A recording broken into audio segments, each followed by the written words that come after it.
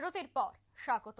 স্বাস্থ্য দপ্তরের উদ্যোগে স্বাস্থ্যকে কেন্দ্র করে এক স্বাস্থ্য বিষয়ক সচেতনতা শিবিরের আয়োজন করা হয় রাজস্বী কলাক্ষেত্রে। অনুষ্ঠানে সভাপতিত্ব করেন মুখ্য স্বাস্থ্য আধিকারিক কমল রিয়াং। উপস্থিত ছিলেন গোমতী জেলার সভাপতি দেবল দেবরায়, বিধায়ক অভিষেক দেবরায়, বিধায়ক রঞ্জিত দাস সহ অন্যান্যরা। ডিএসি এর ব্যবস্থাপনায় রাষ্ট্রীয় বাল স্বাস্থ্য কার্যক্রমের অন্তর্গত স্বাস্থ্য বিষয়ক বিভিন্ন বিষয় নিয়ে আজকের এই সচেতনতা শিবির এবং স্ক্রিনিং প্রোগ্রামটি অনুষ্ঠিত হয়েছে রাজস্বী কলাক্ষেত্রে। আজকের এই অনুষ্ঠানকে কেন্দ্র করে স্থানীয় বিধায়ক সহ অন্যান্যরা বক্তব্য রাখতে গিয়ে কি বলছেন শোনাবো। সেখানে যদি আমাদের যেরকম আমাদের ক্যান্সারের সংখ্যা বাড়ছে, আমাদের ত্রিপুরা রাজ্য প্রচুর পরিমাণে ক্যান্সারের সংখ্যা বাড়ছে এবং জনজাতি যারা আছে তাদের মধ্যে আমাদের কিডনির রোগী বাড়ছে। তো আমি জানি না এর অথেন্টিকেশন কতটুকু, বাট শুটকি বর্তমানে যেভাবে প্রসেস হয় ও শুটকি থেকে নাকি এই কিডনির রোগটা বাড়ছে। তো ওই আমরা যদি তারা কিন্তু আমাদের যে এডিসি অঞ্চলগুলো সেখানে তারা টেস্ট করে না। তো আমাদের কাজ কি, যারা সাব সেন্টারে থাকে, সিএইচও গুলো থাকে, সিএইচও থাকে, তাদের কাজ বাড়ি বাড়ি গিয়ে ভিজিট করা, সেখানে গিয়ে টেস্ট করানো। তো আর্লি ডিটেকশন যদি হয় তাহলে ট্রিটমেন্ট আমরা সঠিক করে করাতে পারবো।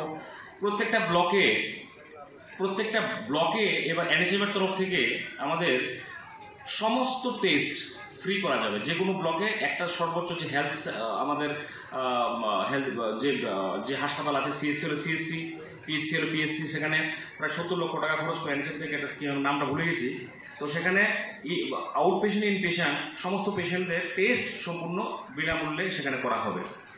তো এরকম ভাবে প্রতিটা ক্ষেত্রে, যেরকম আমাদের ডিস্ট্রিক্ট হাসপাতালগুলোতে এখন 6 বেডেড কার্ডিয়াক ইউনিট খোলা হচ্ছে, এমসিএইচ মা শিশুর জন্য খোলা হচ্ছে, ট্রমা সেন্টার আমাদের শান্তিরবাজার, উদয়পুর, ধলাই এই সমস্ত জায়গায় খোলা হচ্ছে।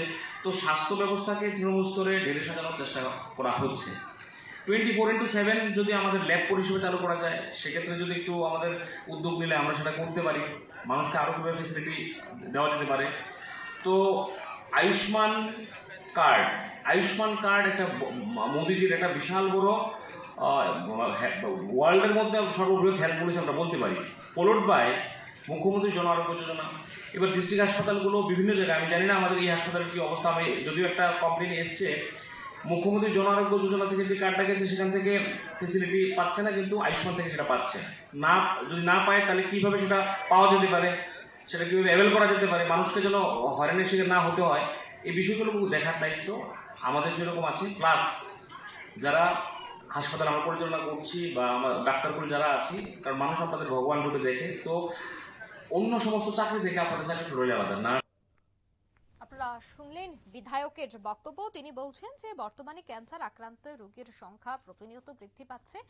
কিডনিজনিত সমস্যা কেন বৃদ্ধি পাচ্ছে সাধারণ মানুষকে তা বোঝানো, কিভাবে সাধারণ মানুষকে সচেতন করা যায়, তাই হচ্ছে আজকের এই অনুষ্ঠানের মূল উদ্দেশ্য। নিয়ে নিচ্ছে ছোট্ট একটি বিজ্ঞাপন বিরতি, সঙ্গে থাকুন।